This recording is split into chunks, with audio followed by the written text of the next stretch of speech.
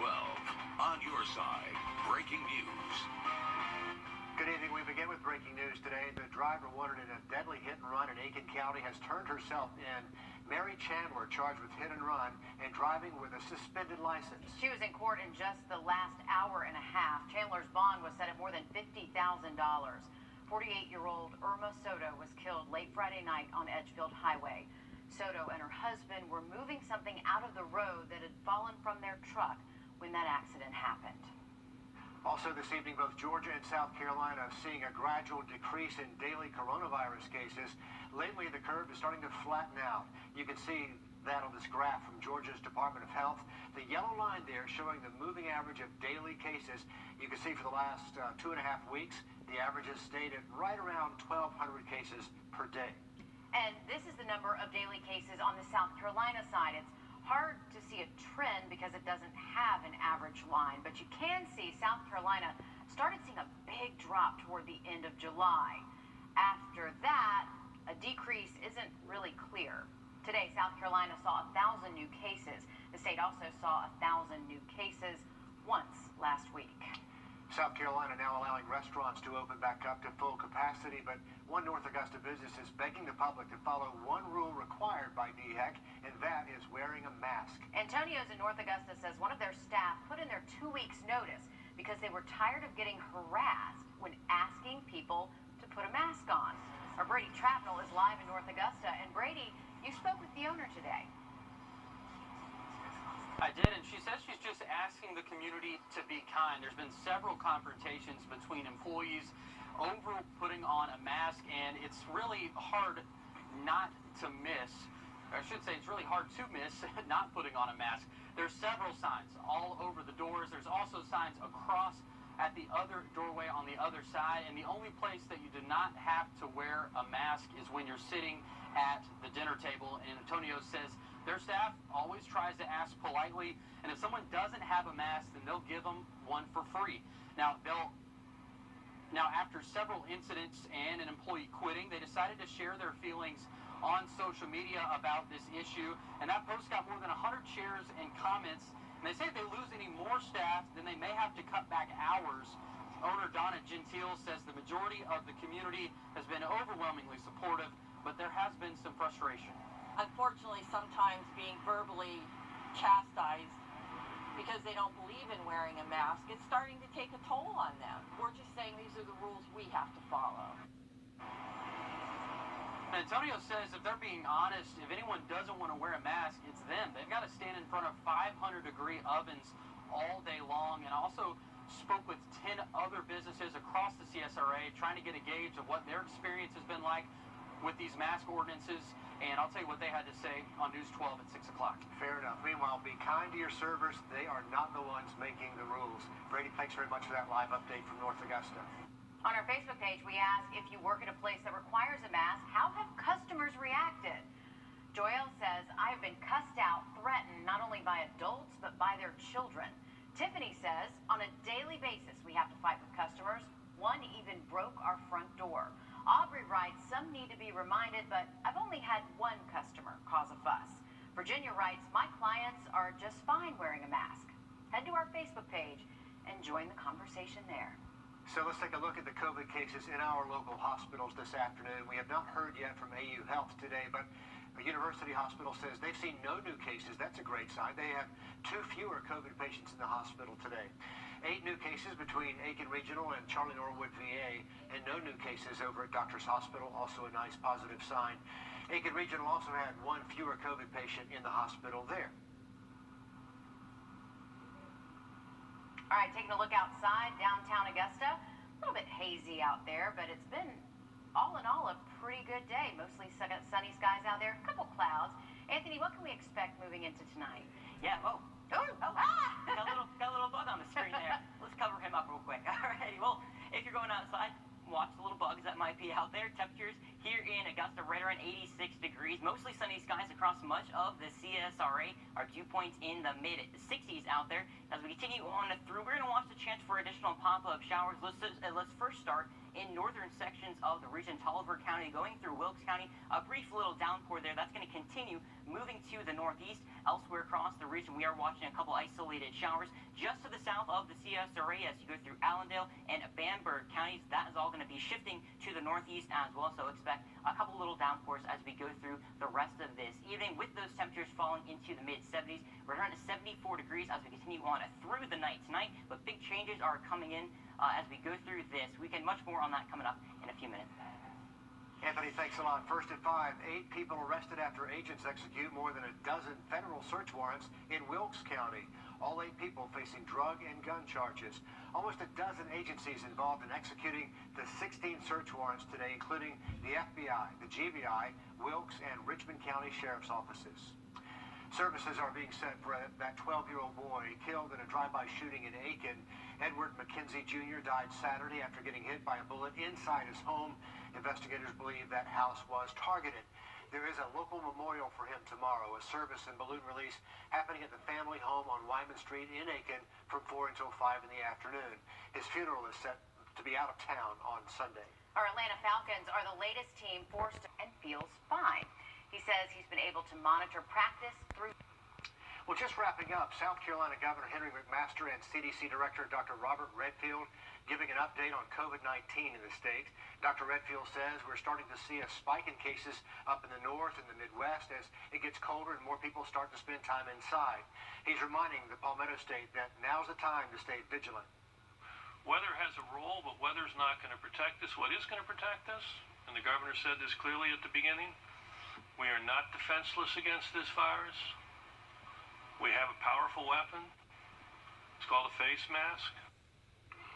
Leaders also talked about the second-hand effects of the pandemic, including substance abuse and our mental health. They say the message to all of us is that hope and help is available all across the state.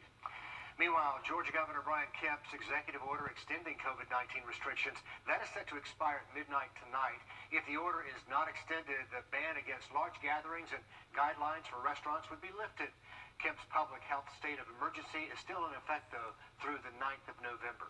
Also today, Governor Kemp announces a health care reform bill for the state government departments, but they say to make everything easier, they want to let everyone know, just call 311.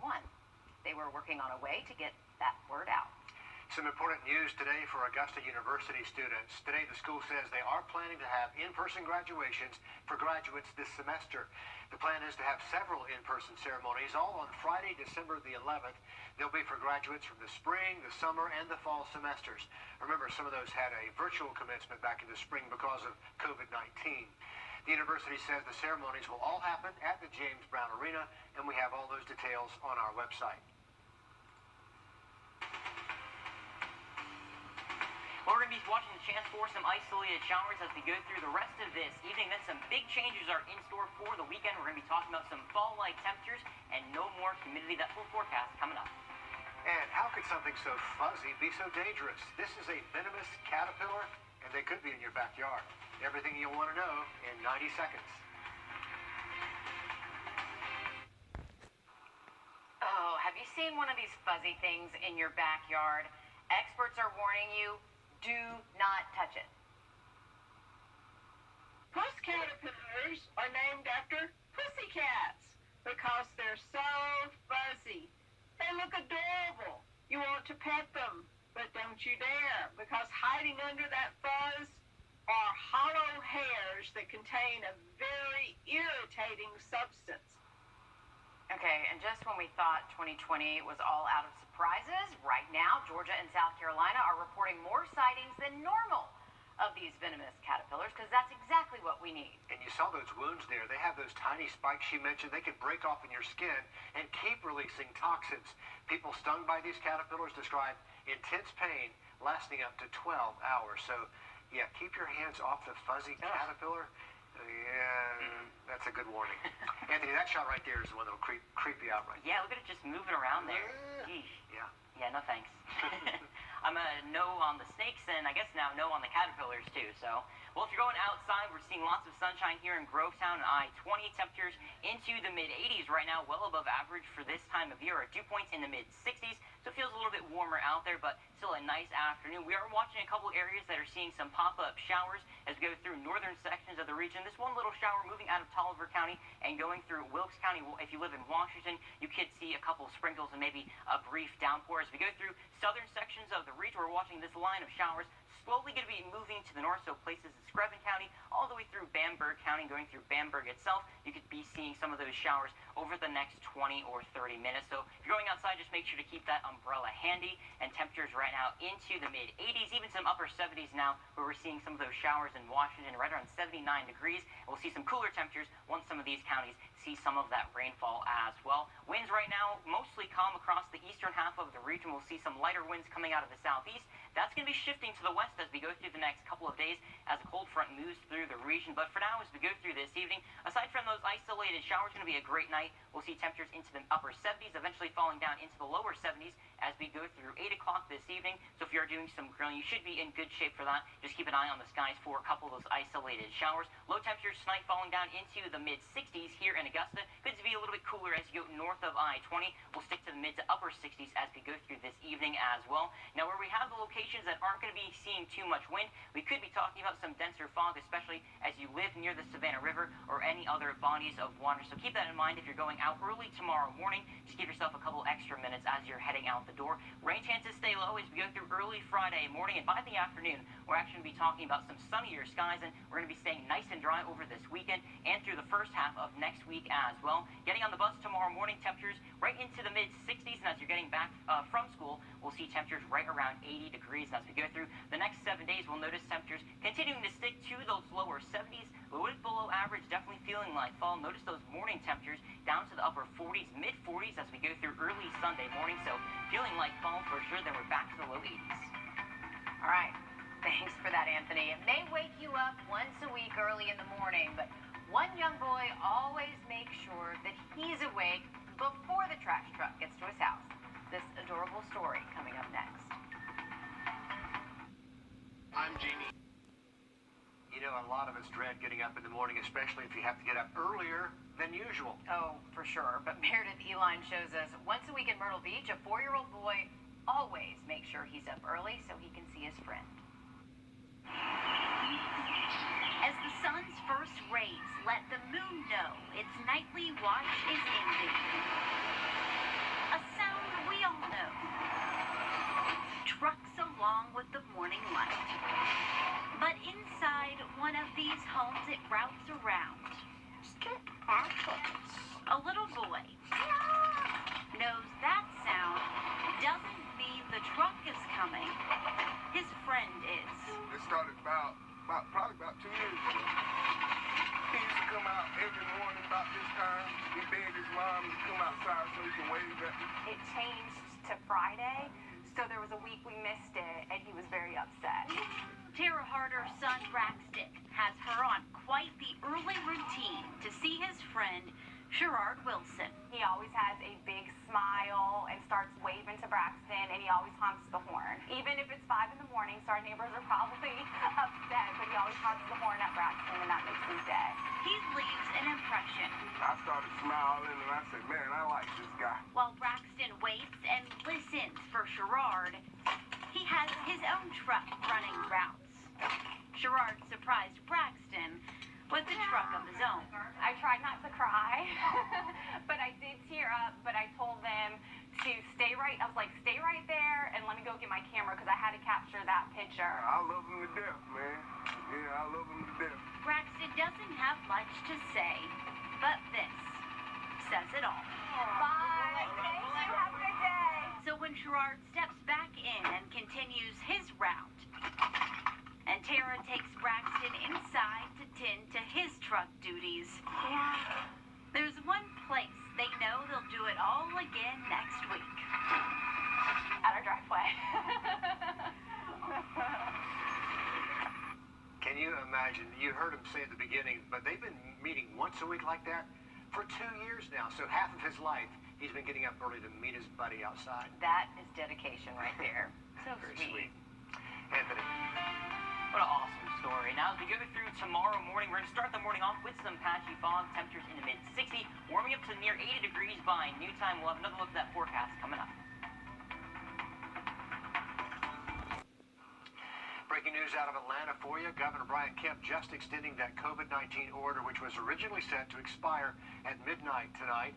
The new order goes into effect at midnight, running through the 31st of October. The public health emergency stays in place until the 9th of November. All right, here's a look at your community calendar this weekend. The Miracle Mile Walk in Augusta is happening, but it's happening with a twist. It's happening as a drive-through event at University Hospital Somerville. On Saturday, you can make a drop-off donation, get a T-shirt, and enter into raffles. All the proceeds for the event will help out and pay for mammograms for women in our community. So a great event there. We're tracking some isolated showers in southern sections of the region going through Allendale and Bamberg County. These showers are going to continue to slide to the northeast. We're also keeping an eye on a couple other showers in northern sections of the region. This one little cell moved out of Tulliver County is going to continue sliding to the northeast as it goes through Wilkes and eventually Lincoln County as well. Now as we continue on through the next couple of hours, those temperatures are going to be slowly cooling down into the upper 60s and mid-60s as we go through early tomorrow morning. As we go through hour by hour, starting the clock off at noon tomorrow. Notice lots of sunshine for your Friday afternoon. That's going to continue as we go through this weekend as well, with temperatures up at the lake. A little bit cooler, definitely feeling like fall, right around 70 degrees for Saturday, 74 for Sunday. And as we continue on through the next couple of days, we'll keep an eye on the tropics, but for us here in the region, we're going to stay nice and sunny over the next few days. Temperatures next week getting back to the low 80s. Looks good, Anthony. Thank you. Big changes coming to Columbia County Schools starting next week. Parents, we're answering your questions in 3 minutes. First at 5.